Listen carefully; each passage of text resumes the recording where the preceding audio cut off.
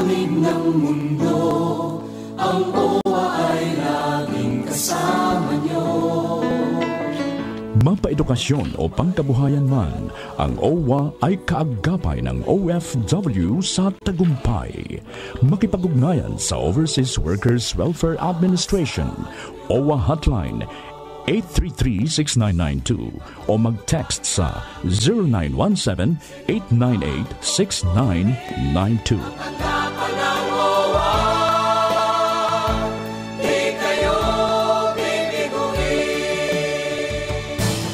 Ikaw ba ay manggagawang Pilipino na naaksidente o nagkasakit ng dahil sa trabaho? Huwag kang mabahala. Ang Employees Compensation Commission o ECC ay handang umalalay at tumulong sa iyo. Para sa karagdagang kaalaman, tumawag sa 899-4251 o mag-log on sa www.ecc.gov.ph o magsadya sa ECC 355 Hillpuyat Avenue, Makati City. Sa ECC, ang manggagawang Pinoy ay protektado. Sa mas pinalawak na serbisyo, bawat isa'y siguradong protektado. Programang pangkalusugan, abot kaya na ng lahat. PhilHealth, lubos na maaasahan. PhilHealth, kaagapay ng bayan. Static kay Pinoy, sagot ka ng PhilHealth. Tanong ni Bunso, Nay, 4 kaming inaalagaan mo. Tapos, nagtatrabaho ka pa. Bakit ang sipag-sipag mo? Bakit daw? Siyempre, kasi mahal ko sila. Buti may SSS Loan Penalty Condonation Program. Basta qualified, pwede nang bayaran ng buo o hulugan ng overdue loan. May bawas penalty pa. Bakit? Para buo ang benepisyo ko para sa pamilya. SSS Loan Penalty Condonation Program. Mula April hanggang September 2012. Visit sss.gov.ph.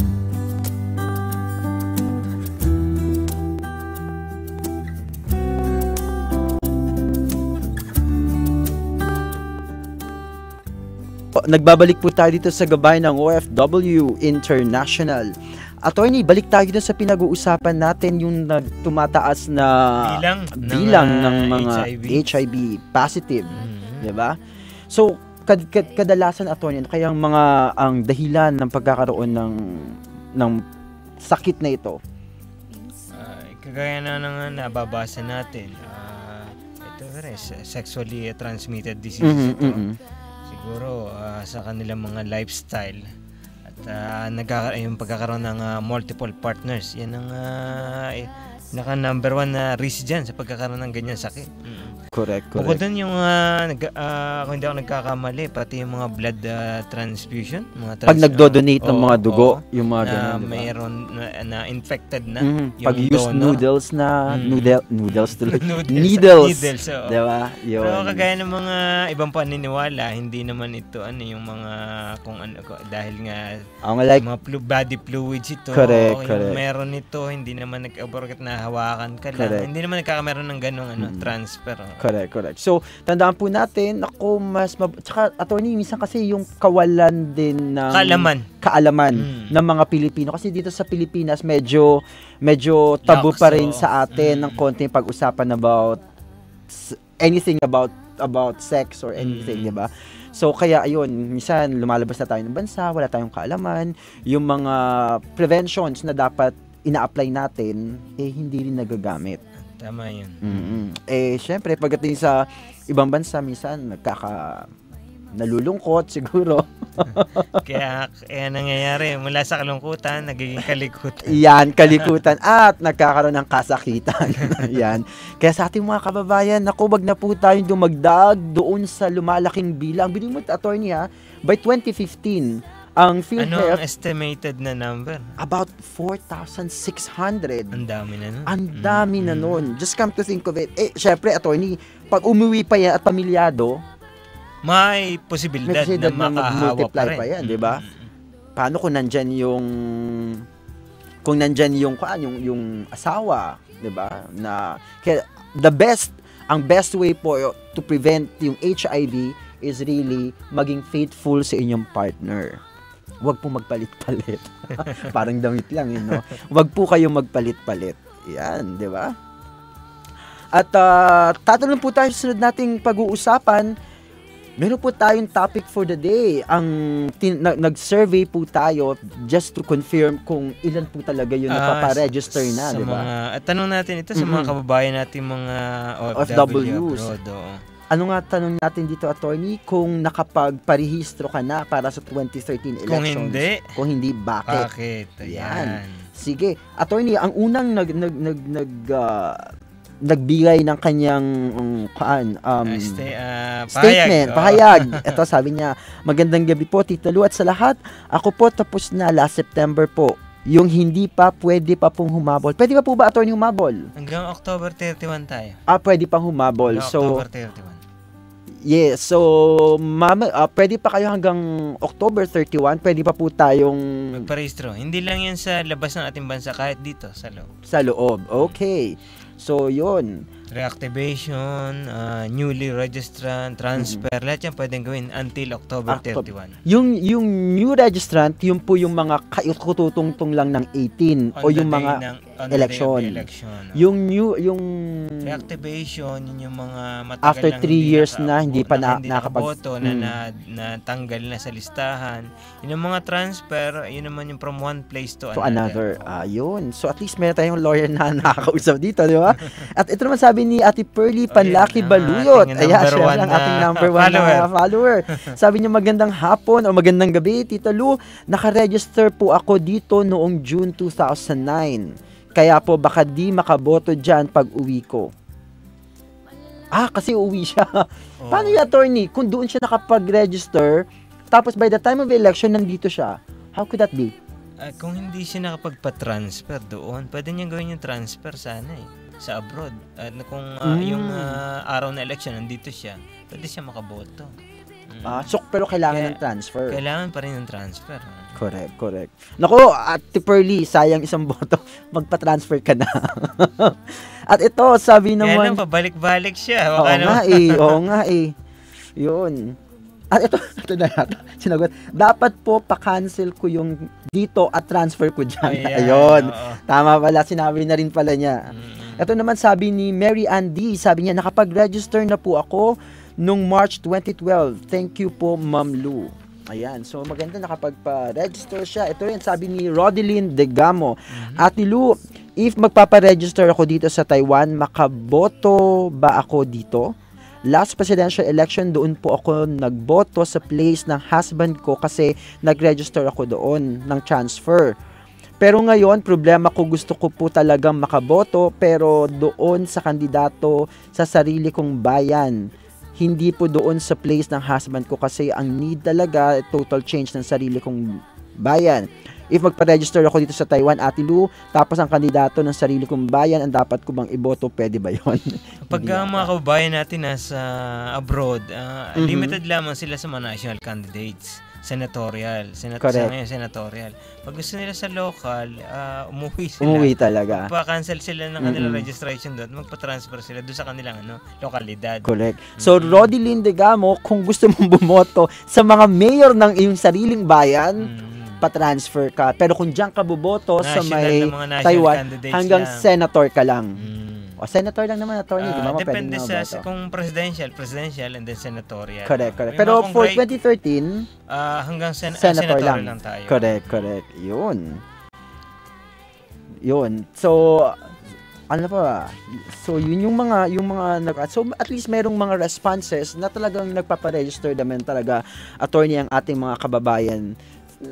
Kumbaga, talagang sinusubukan din nilang yan kasi ang pinakamahalagang kapangyarihan ng ating mga kababayan. Actually, lalo po sa ating mga kababayan, lalo na, di ba, attorney, pag yung mga kababayan natin galing sa ibang bansa, sabi nila, ang ganda-ganda ng ibang bansa, ang linis-linis, ang ayos-ayos ng sistema ng gobyerno. Naku, kahit po nandiyan kayo sa ibang bayan, meron po kayong way na makatulong. Ang pagbabago sa atin nagsisimula. Kaya dapat po kayo ay bumoto. Mag-register kayo. Meron pa kayo hanggang October 31. Di ba? So, yun. So, boto na. Hanapin nyo po ang inyong pinakamalapit na COMELEC office. Yes. Attorney, kahit ba kararating mo lang din doon, pwede ka bang magpa-register na kaagad? Just in case alam mo nga abot ka doon?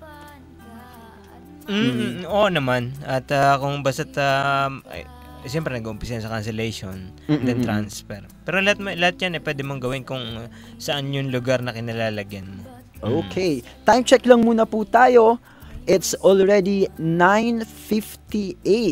At ang time check is brought to you by OWA, Pag-ibig Fund, PhilHealth, SSS at ng ECC.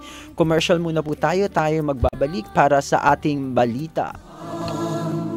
Panig ng mundo, ang OWA ay laging kasama nyo.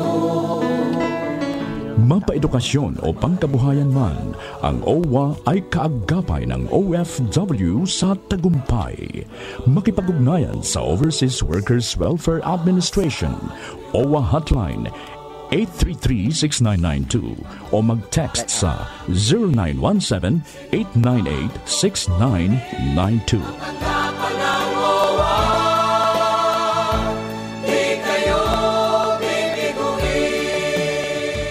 Tanong ni Bunso, Nay, 4 kaming inaalagaan mo. Tapos, nagtatrabaho ka pa. Bakit ang sipag-sipag mo? Bakit daw? Siyempre, kasi mahal ko sila. Buti may SSS Loan Penalty Condonation Program. Basta qualified, pwede nang bayaran ng buo o hulugan ng overdue loan. May bawas penalty pa. Bakit? Para buo ang benepisyo ko para sa pamilya. SSS Loan Penalty Condonation Program mula April hanggang September 2012. Visit sss.gov.ph. Sa mas pinalawak na servisyo, bawat isa'y sigurado protektado. Programang pangkalusugan, abot kaya na ng lahat. PhilHealth, lubos na maaasahan. PhilHealth, kaagapay ng bayan. Static kay Pinoy, sagot ka na. Ano, nakinig ka? Ikaw ba ang manggagawang Pilipino na naaksidente o nagkasakit ng dahil sa trabaho? Huwag kang mabahala. Ang Employees Compensation Commission o ECC ay handang umalalay at tumulong sa iyo. Para sa karagdagang kaalaman, tumawag sa 899-4251 o mag-log on sa www.ecc.gov.ph o magsadya sa ECC 355 Hillpuyat Avenue, Makati City. Sa ECC, ang manggagawang Pinoy ay protektado. Ayan, nagbabalik po tayo sa gabayan ng OFW International at tayo'y handa na sa ating pagbabalita para sa ating mga kababayan sa ibang bansa. Sisimulan na po natin sa Balitang Pilipinas. Ipagbawal ang political dynasty. Ito ang sigaw ng publiko ng mga pamilya at magkakamag-anak na nakaupo at tumatakbo sa susunod na eleksyon. Ito umano ay bawal sa nakasaad na sa saligang batas. Walang mahigpit na batas ukol dito pero may nakabinbin na panukalang batas sa Kongreso at hindi ito pinapansin ng mga kongresista. Ito ay dahil 75% ng mga kongresista ay galing sa political dynasties. May mga kababayan na tayo na nagpipetisyon ng Supreme Court na atasan ng COMELEC na ipatupad ang nakasaad na Section 26 Article 2 ng 1987 Constitution na nagbabawal ng political dynasties. Nakasaad pa sa petisyon na ang nakalagay sa listahan ng mga kandidato para sa national and local posts sa darating na May 2013 midterm elections ay isang patunay na paglabag ng nasabing probisyon sa saligang batas. At syempre, inihalimbawa nito ang paghahain ng kandidatura ng pinsan mismo ng Pangulong Aquino na si Bam Aquino na tatakbo sa Senado sa ilalim ng Liberal Party at tiyahing si Margarita Cuangco na tatakbo rin sa Senado sa ilalim naman ng United Nationalist Alliance. Maging si Vice President Jejomar Binay ng anak nito na si Jojo ay re-electionist sa mayoralty case sa Makati City. Ang misis ni Mayor o ni Vice President Jejomar Binay na si Elinita ay tumatakbo sa pagkaalkalde sa Makati noon, habang anak na si Abigail ay sa Kongreso naman sa Sabak at ang anak na si Nancy ay sa Sabak sa senatorial race. Ang labanan ng Estrada, Magsaysay, Angara, Revilla clans ay iba pang pamilya ay karamihan na nasa political na rin. Yan. Sa balitang Pilipinas pa rin, ayon sa Department of Foreign Affairs, umaabot na sa 1 milyon ang nagpatala bilang overseas absentee voters para sa nalalapit na 2013 elections. Ayon pa rin sa DFA, ang pagtaas ng bilang ng mga botanteng Pinoy sa abroad ay base na rin sa kanilang kampanya o informasyon, drive, dala ang slogan na boto nyo, kinabukasan namin. Noong 2010 presidential elections, nakapagtala lamang ang DFA at COMELEC ng kabuuang 235,000 registrants.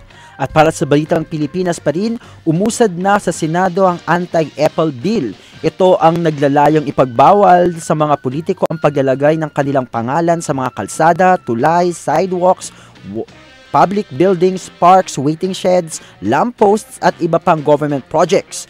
Sa sandaling maging ganap na batas ang Anti-Apple Bill, ipagbabawal na sa mga politiko o government officials ang paglalagay ng kanilang mga pangalan o initials at mistulang pag-angkin na parang sila ang gumagastos sa government projects. Ipagbabawal na rin ang pagsasabit ng mga malalaking streamers, billboards, tarpaulins na may retrato, pangalan at pagbati ng mga politiko. Ayon naman sa Philippine Society of Medical Oncology o PSMO, nangunguna na ang breast cancer sa mga bansang Asyano, kagaya ng Pilipinas, bilang pinaka-pangunahing sakit. Ayon pa rin sa PSMO, dati-rati ang lung cancer ang nangunguna sa Pilipinas sa mga sakit na nakakamatay. Bukod sa naungusan na ng breast cancer, ang cancer sa baga sa ating bansa, ang Pilipinas pa rin ang may lowest survival rate sa breast cancer sa hanay ng 15 Asian countries. Ayon pa rin napag-alaman pa rin na 3 sa bawat 100 Pinay ang nagkaka-breast cancer bago magkaedad ng 75 at isa naman sa 100 na may breast cancer ang namamatay bago tumuntong sa edad na 75. Ngayong buwan na Oktubre, pinagdiriwang ang breast cancer awareness.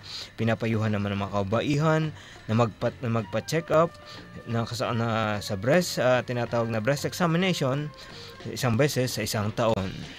At ito, attorney, isang panibagong news na naman at wina-warning ng publiko sa paggamit sa nauusong stem cell therapy para sa mga medical at aesthetic purposes. At sinasabi ng DOH, hindi pa daw talaga ito tanggap o bahagi ng standard of care na ikinukonsidera pa rin bilang investigative procedure for compassionate use. Yan. So, ayon sa DOH, iwasan po daw ito kasi pwede po na usually kasi ginagamit ito sa paglunas sa pagkakaroon ng blood disorders, degenerative diseases like Alzheimer's.